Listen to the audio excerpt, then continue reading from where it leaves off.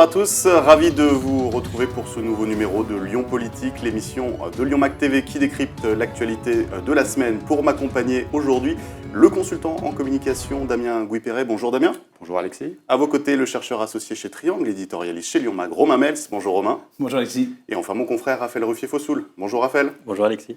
Le sommaire du jour, 4 députés NUPES dans la métropole de Lyon. Est-ce une victoire ou un camouflet pour les majorités de Bruno Bernard et de Grégory Doucet? On fera un tour d'horizon de quelques députés du Rhône. Quel bilan tiré des 2 ans de l'élection des écologistes déjà? Et puis moins de 0,30% des Lyonnais ont contribué au budget participatif. Est-ce que la démocratie est cassée ou est-ce un simple rodage? Les élections législatives ont rebattu les cartes dans le Rhône. De 11 députés, la majorité présidentielle est passée à 7 élus. Les Républicains ont gagné un siège. Ils ont 3 parlementaires désormais. Les écologistes ont remporté 2 circonscriptions dans Lyon. La France Insoumise a également 2 députés. Alors on aurait pu s'attendre à une vague, à un raz-de-marée de la NUPES sur le territoire de la métropole de Lyon qui est dirigée par les écolos. Dans la première circo, dans la 7e également, les Insoumis étaient arrivés en tête au premier tour. Ils ont finalement été renversés. Romain Mels, est-ce que la gauche a sous-performé ? C'est sûr que la NUPES n'a pas fonctionné. C'est un accord qui n'a pas fonctionné. On voit bien que quand vous prenez les résultats des différents candidats qui feront la NUPES au premier tour des présidentielles à Lyon, ils sont à 100 000 sans voix. Quand vous regardez ce qui se passe au premier tour des législatives, ils sont tombés à 75 000, non même un peu moins. Donc ils ont perdu énormément de voix. Donc il y a un...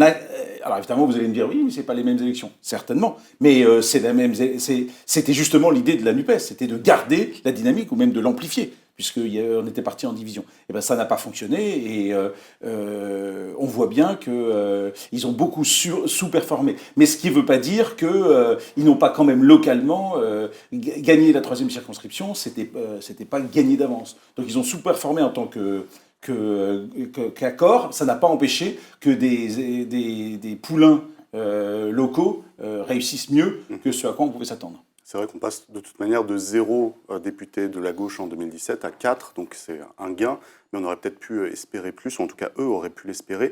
Raphaël, comment on peut l'expliquer, cette sous-performance entre guillemets? Déjà, on ne les a pas vus faire campagne beaucoup ensemble, ils ne sont pas trop mélangés entre insoumis et écologistes, ça aurait pu aider?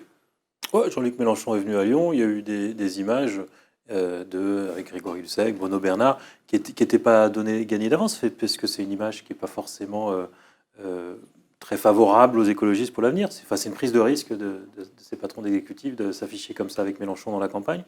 Est-ce que ça n'a pas fonctionné? C'est difficile de dire ça quand même, parce qu'au final, ils obtiennent 4 députés, alors là où ils n'en avaient pas. Enfin, ils en avaient un qui s'était retourné, mais qui n'avait pas été élu sur cette étiquette-là. Pour les écologistes, quand on regarde le score de leur candidat à la présidentielle et le fait que c'est eux qui ont obtenu les députés à Lyon grâce à cet accord, c'est plutôt même ils s'en sortent bien. Sur des scores assez serrés, finalement. Dans la 2e circonscription et dans la 3e, on s'attendait vraiment à ce que Hubert Julien Laferrière et surtout Marie-Charlotte Garin battent à plat de couture leurs adversaires. Finalement, ça s'est joué à peu. Ça s'est joué peu, mais ils ont gagné et ça a été quand même assez serré au final pour la première circonscription, où là, même on peut imaginer peut-être que, je ne sais pas si ça a vraiment joué, mais peut-être qu'il y avait une candidature écologiste plutôt qu'insoumise, comme ça a été dit, il y aurait eu plus de chances de victoire pour eux. Damien, qu'est-ce que ça retranscrit tout ça? Je partage ce que dit Raphaël. On ne peut pas parler d'une défaite, parce que d'abord on n'est pas du tout dans le même scrutin. Effectivement, ils sortent avec 4 députés, finalement, qui n'en avaient pas avant. Je crois que ce qui les a desservis, c'est l'alliance NUPS, en réalité. Les Lyonnais qui ont voté pour de l'écologie au municipal ne se sont pas tous retrouvés dans l'alliance NUPS. Ça leur a posé un problème à certains qui, finalement, se sont rabattus sur République En Marche parce qu'ils ont eu peur de cet accord. Et on le voit déjà, NUPS, aujourd'hui, ça part un peu dans tous les sens. Ils ont trouvé des points d'accord, mais il y a tellement de désaccords sur des sujets importants que certains écologistes ne se sont pas retrouvés dans cette ligne LFI, etc. Donc moi, je ne parle pas de défaite parce que, ni de victoire, je suis mitigé. Je pense qu'en réalité, ils sont en train de s'installer dans un territoire. Petit à petit, l'oiseau fait son nid. C'est plutôt une réussite pour eux. Je pense que la vraie défaite, elle est attribuée à la République En Marche à Lyon, qui finalement était bien installée dans le paysage. Et il a laissé des plumes, et à chaque fois, c'était limite, effectivement. Thomas Rudigo, ça a eu quand même chaud, quoi. Il a vraiment cru qu'il allait passer à côté. Donc, c'est pas une défaite. Ils sont en train de s'installer dans le paysage.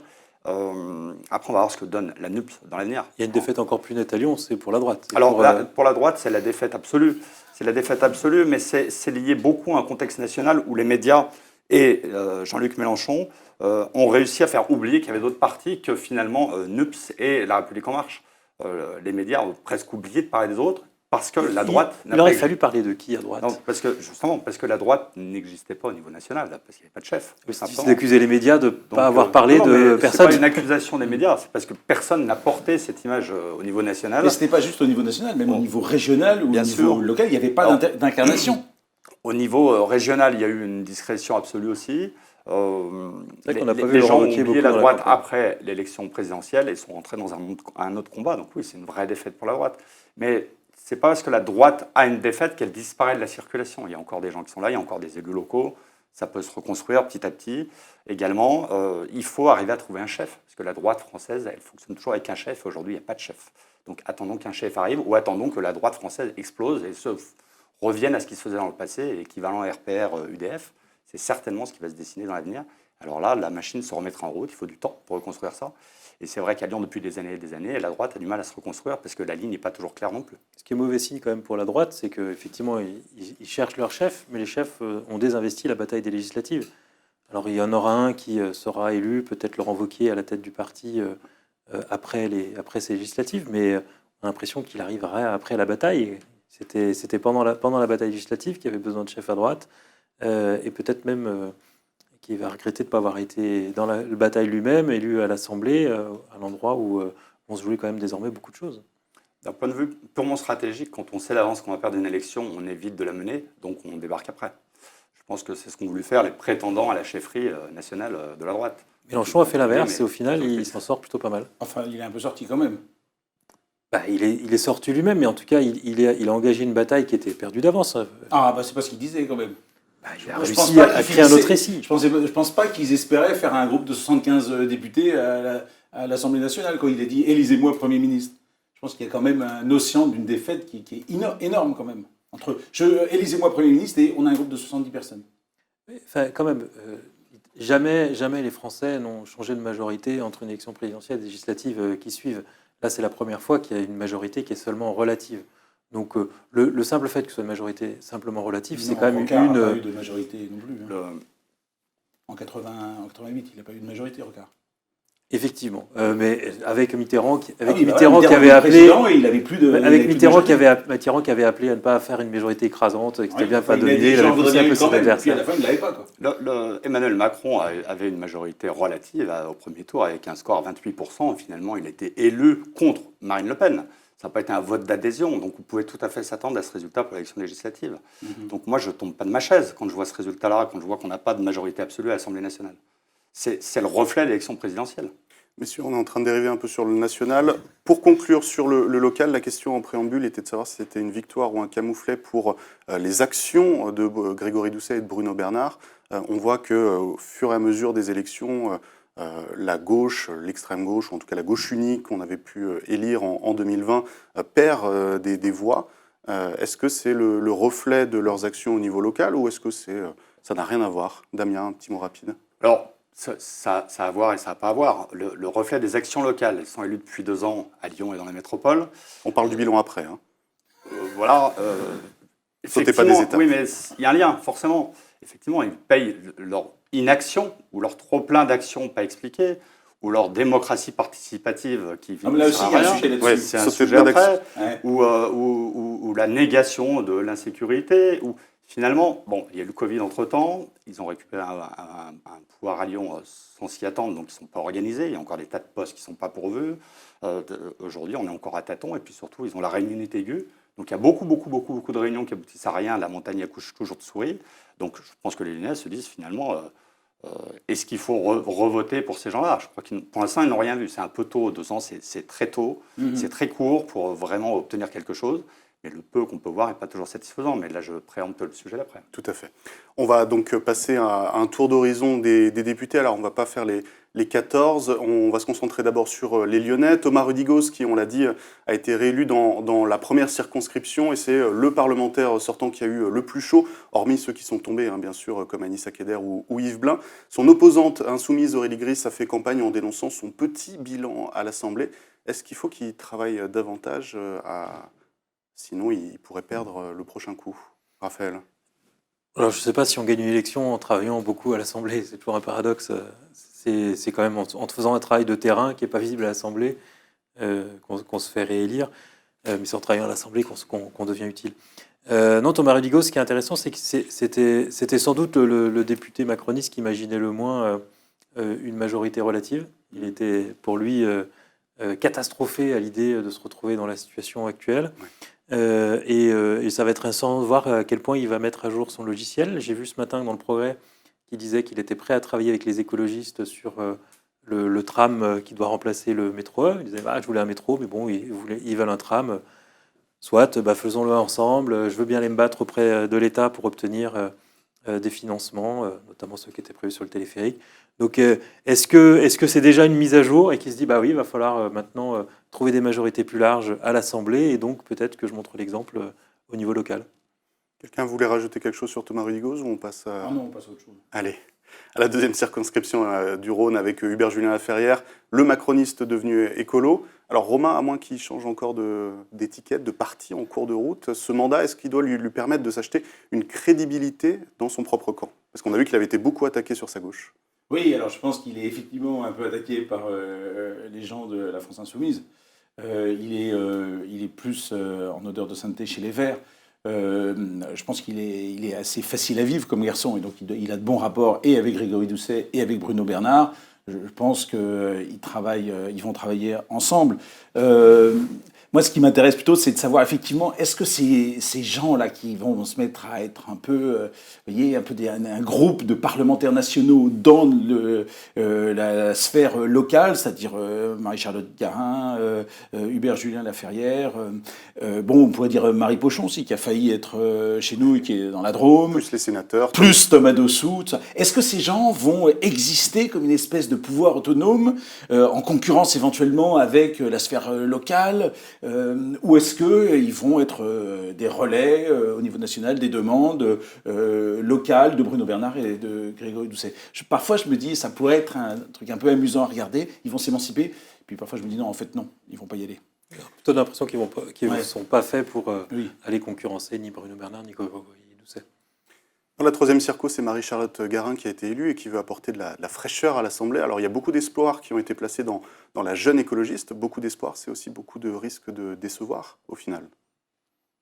Elle a 26 ans, alors décevoir, c'est-à-dire que beaucoup d'espoir, personne ne s'attend à ce qu'elle change le pays depuis un poste de l'Assemblée d'opposante à l'Assemblée nationale. Voilà, tout d'un coup, on soit tous, il y a des fleurs partout et que le réchauffement climatique s'arrête net grâce à Marie-Charlotte Garin. C'est-à-dire si elle fait le boulot qu'elle finit dans 5 ans en ayant une proposition de loi, on se dira, putain, quel génie cette fille. Parce que Rudigos, par exemple, c'est pas pour être désagréable, mais 0 proposition de loi. C'est vrai. Ce qu'on attend sur Marie-Charlotte Garin, c'est surtout de voir un peu sa personnalité d'élu. Parce que pour l'instant, dans cette campagne, comme beaucoup les jeunes élus, on a beaucoup entendu des éléments de langage. Après, elle les dit plus ou moins bien. Elle a été élue, donc elle les a plutôt dit bien, sans doute. Mais c'est difficile de lire ce qu'elle va devenir comme politique. Allez, on va entendre Damien sur la 4e circo de Lyon, puisque Anne Bruniera, là, il y a des choses à dire. Anne Bruniera de Renaissance a été facilement réélue. Alors Damien, vous étiez avec Pascal Blache, le maire du 6e, candidat à LR. Qu'est-ce qu'elle doit faire pour vous convaincre durant ce mandat? Mais Anne Bruniera, d'abord, le bilan d'Anne Bruniera, parce qu'on a évoqué le non-travail à l'Assemblée nationale de Thomas Rudigos et des autres. Anne Bruniera a fait une proposition de loi en 5 ans, qui a été retoquée d'ailleurs. Une intervention tous les 89 jours en moyenne, quand on sait que les interventions, ça comprend y compris les onomatopées à l'Assemblée nationale, ça fait quand même pas beaucoup. Anne Bruniera, elle est là parce qu'il y a eu un vote utile contre l'ANUPS, mais Anne Bruniera, il faudrait qu'on la voie un peu sur le terrain. Effectivement, il faudrait peut-être qu'on ait un travail à l'Assemblée nationale. Moi, j'apprécie beaucoup la personne. Le travail d'Anne Bruniera, je ne le connais pas en réalité. Je pense que les électeurs n'ont pas voté pour un travail à l'Assemblée nationale, ils ont voté pour mouvement national contre, pour, etc. Je pense qu'Anne Brugnera, il faudrait, d'ailleurs au niveau local à la mairie du 6e, il y a un travail qui se fait, qui est un travail républicain, il y a des discussions, etc. Mais je pense qu'Anne Brugnera, il faudrait qu'elle soit beaucoup plus sur le terrain. On ne la voit pas sur le terrain, on l'a découverte sur le terrain dans le 6e arrondissement pour la campagne. Elle a été whip temporairement au sein de La République En Marche, c'est-à-dire qu'elle était censée fouetter ceux qui votaient pas bien. Ah, j'adorerais être fouetté par Brugnera. Non, mais quand même, au conseil d'arrondissement, elle est là.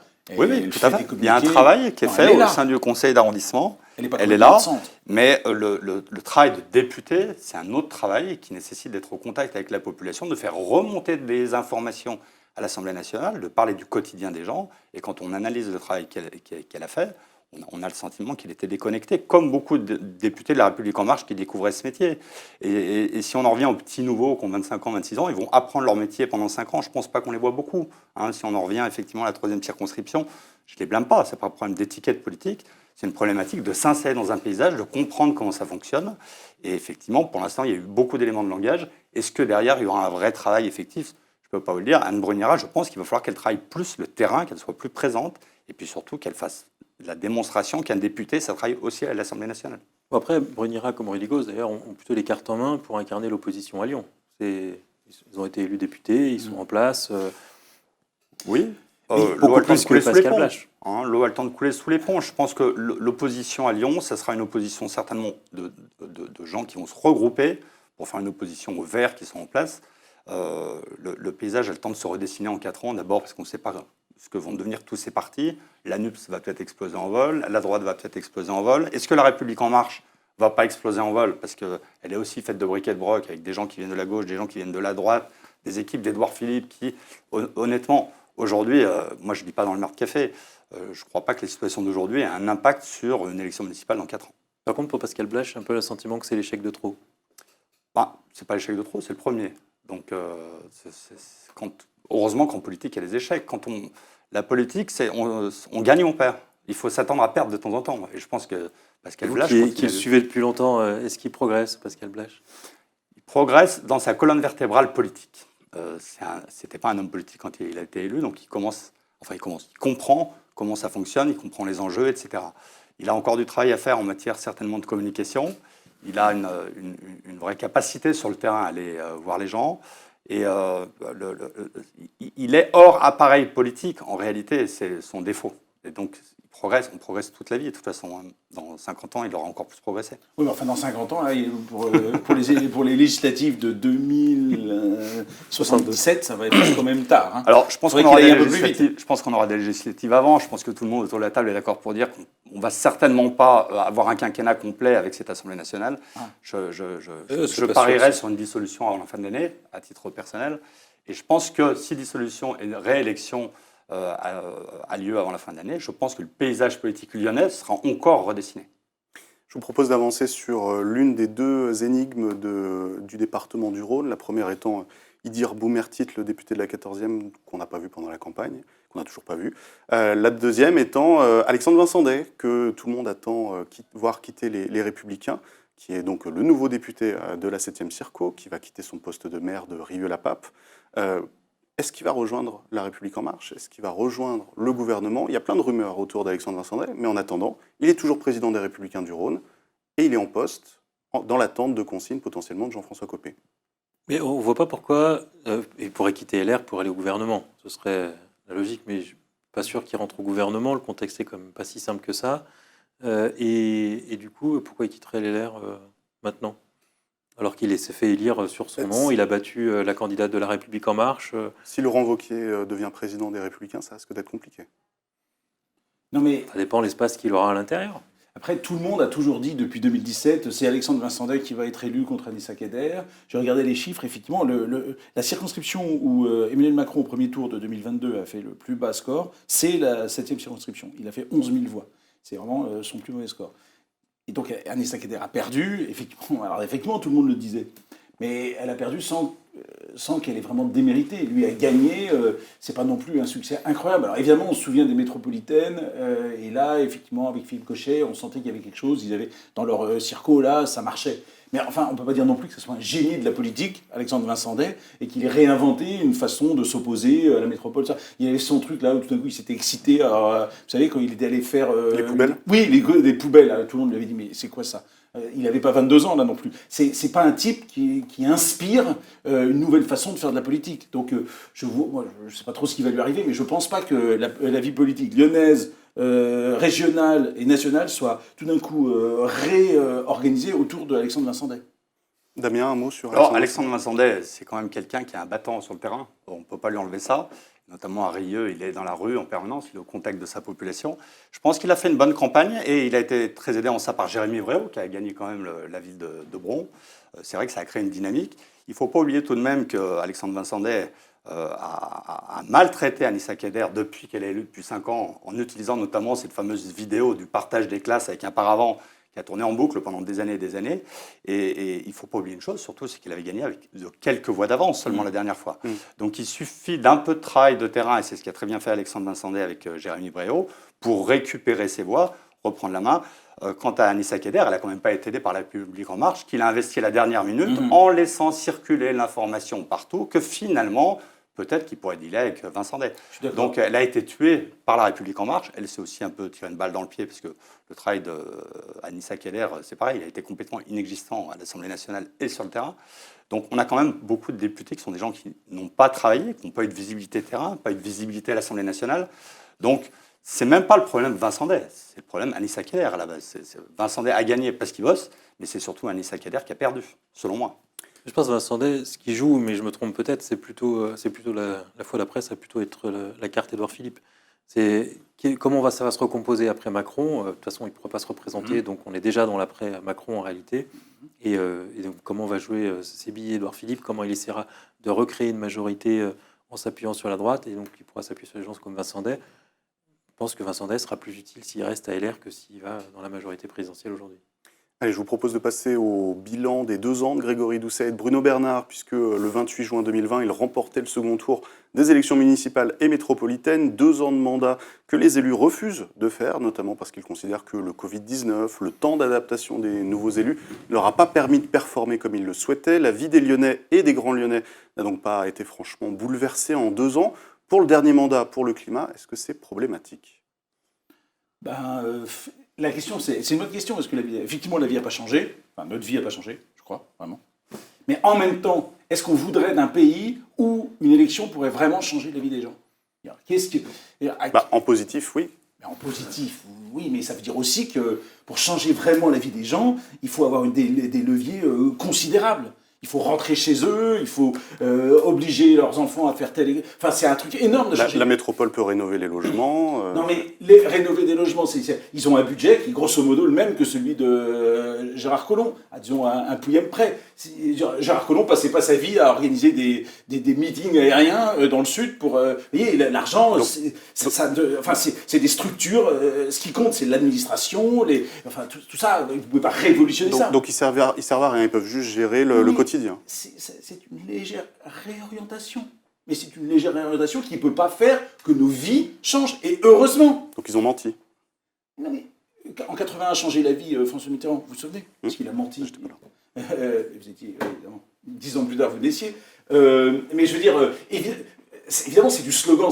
Ils essayent vraiment de faire ce qu'ils peuvent. Heureusement, ils ne peuvent pas vraiment changer nos vies. Sinon, ça voudrait dire qu'ils ont la main sur nos vies. Et ils ne l'ont pas. Et tant mieux.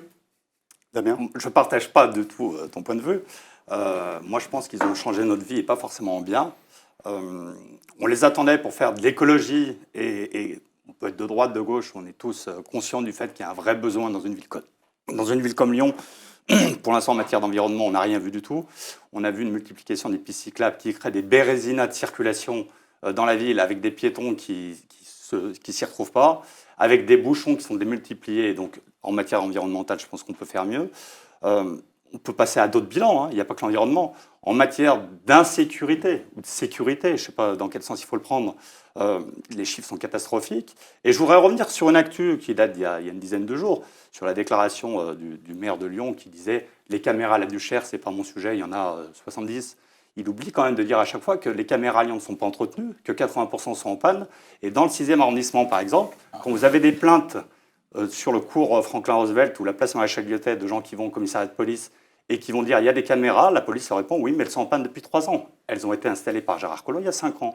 Donc là, aujourd'hui, en matière de sécurité ou insécurité, le bilan est catastrophique. En matière environnementale, le bilan est catastrophique. En matière de démocratie participative, Ah non, c'est un autre sujet. je n'aborde pas le sujet tout de suite derrière, mais il avait été annoncé haut et fort que les mairies d'arrondissement allaient récupérer des moyens pour pouvoir être plus à proximité des gens, pour pouvoir leur rendre plus de services. Les mairies d'arrondissement attendent de voir ce qui arrive. Rien n'est arrivé pour l'instant.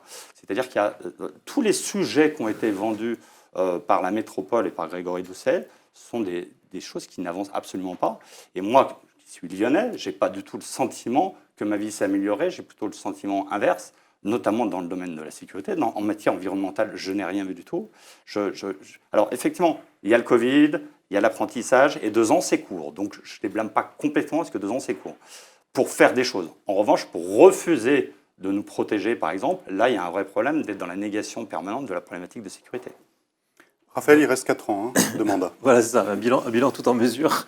Mais de toute façon, au bout de 2 ans, honnêtement, en plus, un contexte très particulier avec le Covid, c'est sûr que c'est assez logique qu'il ne dresse pas un bilan dès à présent. Gérard Collomb, si on se projette 2 ans après son arrivée au pouvoir, c'était la période qui était la plus difficile pour lui. C'était le moment où il était le plus contesté, notamment sur sa gauche. 2003, parce que quoi. oui, c'était le moment. Et Alexis était toujours pas né. Si, quand même. C'était le moment où à gauche, Libération avait titré Collomb c'est pas l'Amérique. C'était le moment où il citait des déceptions. Et puis au final, son mandat, son premier, il a été sauvé par l'inauguration des Berges du Rhône et les Véloves qui se font vraiment dans la dernière année, en plus qui avait été prolongée. Hein, vous vous souvenez de ce premier mandat de Collomb.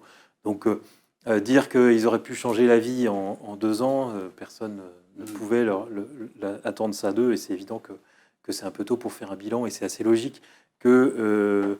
on a fait une demande d'interview à Bruno Bernard. La réponse a plutôt, et Grégory Doucet d'ailleurs, était la même.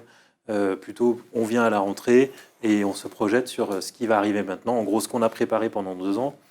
On avait Vinciane Brunel-Vira ce matin, coprésidente du groupe écolo à la région, à la métropole, qui dit la même chose. Voilà, on a travaillé pendant 2 ans. Les chantiers vont démarrer et on pense que d'ailleurs que dans les mois qui viennent, les Lyonnais vont commencer à dire qu'il y en a trop parce que c'est là que la ville va changer.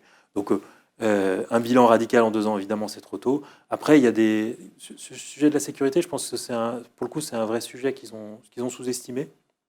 C'est évident. C'est pas l'explosion de la délinquance, c'est difficile de leur attribuer. On voit bien que c'est surtout l'explosion de la consommation de drogue qui arrive partout en France, qui relève ces rivalités de quartier, de gangsters, pas entre quartiers, mais c'est entre gangsters qui vont provoquer des fusillades.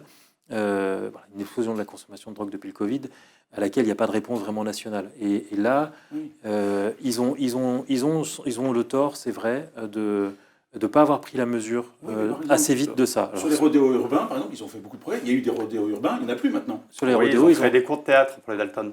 Alors vous êtes dans les caricatures parce que c'est plutôt une politique qui a été efficace sur les rodéos. Sur les rodéos urbains, c'est mieux. Le meilleur exemple pour montrer comme il nie les problématiques d'insécurité, le directeur de la police municipale, le poste de directeur est vacant depuis 2 ans, il n'a toujours pas été recruté.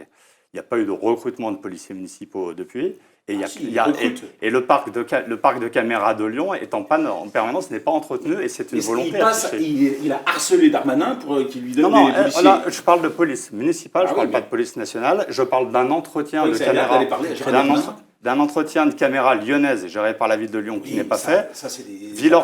Villeurbanne a donné son accord ces jours-ci pour que la police nationale puisse accéder directement aux caméras. La ville de Lyon, pour l'instant, n'est pas là-dedans. On a du mal à comprendre la perte de temps de circuit en passant par la nationale qui va réclamer des caméras à la police municipale, qui de toute façon va nous dire celle-ci, elle n'était pas entretenue. Là, il y a une vraie problématique qui est relativement simple. Tout ça sur les caméras, il est temps qu'ils donnent un peu leur doctrine. Parce que en fait, on l'attend, on parle d'un audit. Il y a un audit en cours. Il est temps qu'ils disent qu'ils veulent faire. Qu'on ne soit pas dans le contenu, qu'on ne soit pas dans la négation de l'insécurité. Parce que c'est vrai qu'il y a une explosion de l'utilisation de la drogue. Il y a une délinquance qui n'est pas du fait des Verts. Je ne vois pas dans négociation de l'insécurité. Ils sont plutôt... C'était peut-être le cas plutôt en campagne ou dans l'opposition avant, mais là, en responsabilité, ils ne sont pas du tout dans la négation. Ah non, ils passent leur temps à demander des effectifs de police, à chercher à recruter, tout ça. Ils ont Non, du mal à recruter, mais ça, c'est pas leur faute. Mais il faut faire la part des choses entre le national, ce qui réclame à Darmanin que Darmanin ne leur donne pas, et le local qui n'est pas géré. Pas de directeur de la police, pas d'entretien des caméras, pas de recrutement de la police municipale. Mais les grilles de salaire, relève, c'est pas eux. ça relève de leur problématique. Si, les grilles de salaire des salariés de la ville de Lyon, ils peuvent tout à fait les modifier, ils peuvent tout à fait aller chercher les gens. Mais quand vous avez des gens qui, au niveau national, disent que les policiers sont des tueurs, comment voulez-vous aller en recruter les policiers? Mais là, c'est comme pas Grégory Doucet. Non, mais c'est pas Grégory Doucet, mais ils sont ensemble, ils sont neutres. Non, mais vous avez vu le film sur Grégory Doucet, le moment où Grégory Doucet et Thomas Dossus se disputent sur est-ce qu'on peut dire que la police est structurellement violente? Et Thomas Dossus lui dit, mais si, la police est structurellement violente. Et Grégory Doucet, on voit, il est sidéré de cette position. Et lui, il dit, mais on ne peut pas dire ça, on peut dire que la police n'est pas républicaine. Donc on voit bien qu'il n'a aucun topic anti-police. Alors, Doucet. je n'ai pas vu le film. Oh là là En l'occurrence, il vient de sortir et que je passe pas tous mes week-ends à aller voir les biopics de M. Doucet. Il n'en demeure pas moins que quand on appartient à un groupe, qu'on se revendique d'un groupe et que ce groupe-là va dire que les policiers sont des tueurs, et à un moment, il faut aussi assumer être dans ce groupe-là. Donc moi, je suis désolé, en matière de sécurité ou d'insécurité, M. Doucet, on ne l'a pas entendu pour l'instant. Ou plutôt, il est dans la négation. Et à la Duchère, quand il dit « les caméras, c'est pas mon sujet », il est très clairement dans un positionnement de dire que c'est pas comme ça qu'on va résoudre le problème. Bah, ça peut commencer par ça. Non, mais là, il y a deux morts et il répond à cette question-là. Il dit là, le problème, c'est pas le problème de la caméra, il y a assez de caméras. Bon, pensez bien que les gens qui se tirent dessus à la Kalachnikov, ils se disent pas je vais aller montrer mon visage aux caméras. Non, mais la caméra, c'est pas l'alpha et l'oméga de la problématique Voilà, de sécurité. Ça n'a rien réglé, ce truc-là. Mais déjà, si on a des caméras qui fonctionnent, déjà, ça peut aider un peu. Allez, on est arrivé au terme de l'émission, mais on va dépasser un peu parce qu'on avait encore un sujet. Ce sujet, c'est le bilan du premier budget participatif de la ville de Lyon. Toute personne vivant ou même travaillant à Lyon avait 3 mois pour soumettre des idées qui pourraient voir le jour grâce à une enveloppe de 12,5 millions d'euros. Ce sont 1427 propositions qui ont été faites. On trouve tout et n'importe quoi parmi les propositions. Je vous en dis quelques-unes prises au hasard. Création d'une bibliothèque de prêt d'objets utiles, autoriser l'accès au toit de Lyon, planter des arbres ou encore remplacer la publicité par des œuvres d'art. 1427 idées, c'est aussi moins de 0,30% des Lyonnais. Alors est-ce que c'est normal pour une première édition ou clairement la population s'en fiche de donner son avis? Non, mais C'est pas donner son avis, c'est faire des propositions. ouais, il faut faire un dossier, là, c'est compliqué. Et puis, non, mais alors, heureusement qu'il n'y en a pas eu plus que 1400, parce que vous imaginez les services de la ville de Lyon qui vont devoir se taper. S'il y avait eu 17 000 propositions, ça veut dire que les services de la ville de Lyon, qui doivent, bon, sont peut-être pas épuisés par le travail, mais bon, quand même, qui ont un boulot par ailleurs, quoi. Il faut qu'ils regardent ce truc, est-ce que c'est faisable? Le gars qui veut dresser des oiseaux pour aller ramasser les mégots et les ramener dans une poubelle, et en échange, il reçoit de la nourriture. Est-ce que c'est faisable ou pas, ça? Vous imaginez, pour savoir si c'est faisable. Donc il y a 1400 dossiers qu'il va falloir éplucher. Dieu merci, il n'y en a pas plus. Moi, je trouve ça merveilleux. Raphaël? Oui, mais je l'aurais pas dit comme ça, mais c'est assez vrai. Par contre, il y a un vrai enjeu sur la question de la démocratie participative, même la démocratie en France. On voit bien que Emmanuel Macron l'a cherché avec sa convention là, pour la refondation, Ouais. bon, qui est mornée, mais on voit bien qu'il y a des défauts d'incarnation, des défauts de fonctionnement, qu'on cherche des moyens de faire participer les citoyens. Ça va pas s'inventer en un claquement de doigts. Je pense que c'est plutôt méritoire d'essayer. Après, c'est plutôt, on verra si les Lyonnais viennent faire des choix derrière à partir de cet outil-là. Je suis pas convaincu que ce soit le meilleur outil. Il y en a d'autres. Ils avaient essayé des choses avec du tirage au sort pendant le Covid qui étaient plutôt intéressantes. Sur lequel on n'a pas eu de bilan ou de transparence. Oui, ça a manqué. Bon, après, il y a sans doute encore d'autres choses à inventer. Et puis, il y a quelque chose qu'on vient de réinventer, c'est l'Assemblée nationale, puisque sans majorité absolue, les parlementaires sont un peu obligés de discuter. Il y a de nouveau de l'enjeu de l'Assemblée nationale. Peut-être que ça va redonner un peu d'intérêt sur le fonctionnement de notre vie politique. Moi, je trouve que la démarche intellectuelle est intéressante. Il y a eu un défaut de communication. Les Lyonnais ne sont pas au courant de ces démarches. Après, je suis allé checker non pas les 1000 et quelques, parce qu'au bout de 50 ou 60, d'abord, il y en a qui sont redondantes, très clairement.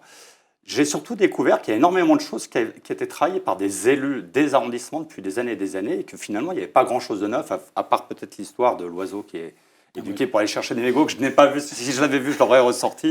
Effectivement, il y a beaucoup de choses qui sont proposées par des élus d'arrondissement depuis des années et qui sont donc récurrentes. Il y a beaucoup de choses qui ont été proposées par les conseillers de quartier depuis des années, donc qui sont récurrentes. Finalement, il n'y a pas grand-chose de neuf là-dedans. Et donc, ça veut dire que le travail qui va être fait par la ville de Lyon derrière est un travail qui a déjà peut-être été fait depuis longtemps par la ville de Lyon, parce que ça a déjà été proposé. Donc, on va se faire des nœuds au cerveau pour recommencer à faire un travail qui est déjà fait depuis des années. Et je n'ai pas trouvé qu'il y avait grand-chose d'innovant. Mais si ça se trouve, c'est effectivement des élus qui trouvent que leur dossier avance pas, qui se sont trouvés un pseudo, et qui reproposent ce qu'ils n'arrivent pas à faire. C'est exactement ce à quoi j'ai pensé, notamment en lisant des tas de propositions concernant le réaménagement de la place Mazagran, où j'en ai vu au moins 15. Et je me suis dit, là, il y a toute une équipe qui s'est mise derrière, un élu qui avait dû faire une proposition, et qui, avec ses petits doigts sur le clavier, va redire la même chose, surtout que c'est quasiment du copier-coller. Donc, je ne suis pas très emballé par le système, et je trouve regrettable que les Lyonnais n'aient pas participé plus, parce qu'il y a eu un vrai manque de communication. Ce n'est pas leur point fort au vert, la communication. D'abord, quand on enlève les panneaux de communication de la ville pour communiquer avec les Lyonnais, c'est compliqué de communiquer avec eux.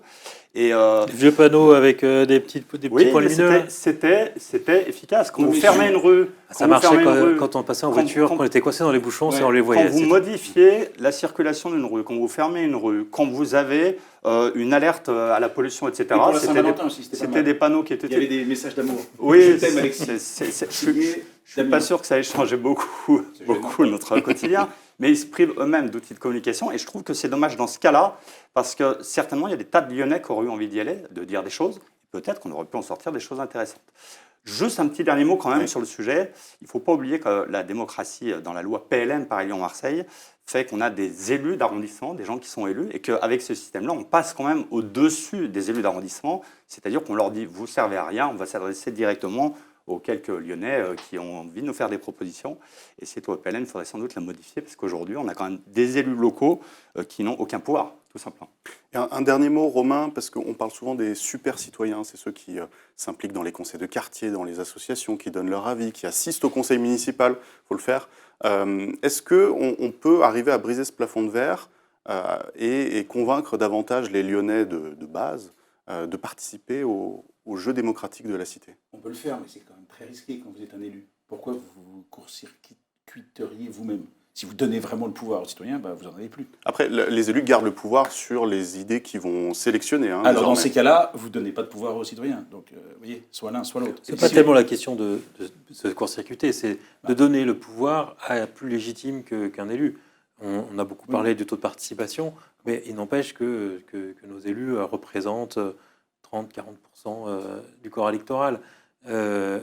Est-ce que des assemblées citoyennes elles seront représentatives? Est-ce que leurs décisions seront mieux acceptées par le reste de la population? C'est ça la vraie question. Quand même. Alors, on a des élections, ça s'appelle la démocratie, et parce qu'il y a un taux de participation qui est faible, on considère qu'il faut aller donner la parole à 1000 et quelques personnes qui vont représenter la ville de Lyon. Il y a un vrai décalage là, il y a quelque chose qui ne va pas. On a des mairies d'arrondissement, on devrait éventuellement donner des moyens qui étaient annoncés aux mairies d'arrondissement pour faire des choses, puisque je vous dis, tous les projets que j'ai vus sont des projets qui circulent déjà dans les mairies d'arrondissement, et les mairies d'arrondissement auxquelles on dit « Non, vous n'avez pas de budget. Budget d'investissement, c'est 2 € par habitant par an. Là, budget de fonctionnement, la dalle, c'est 80 centimes d'euros par habitant. Les mairies d'arrondissement ne peuvent rien faire d'autre que de changer les vitres des écoles et acheter des couches pour les crèches. Quoi.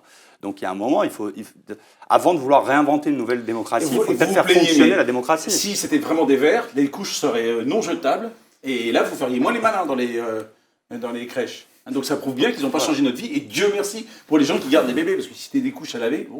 Allez, ça sera notre mot de conclusion, pas terrible. On arrive donc au terme de cette émission. Je vous remercie pour votre fidélité. On se retrouve la semaine prochaine, et Lyon Mag qui sort en kiosque mercredi prochain.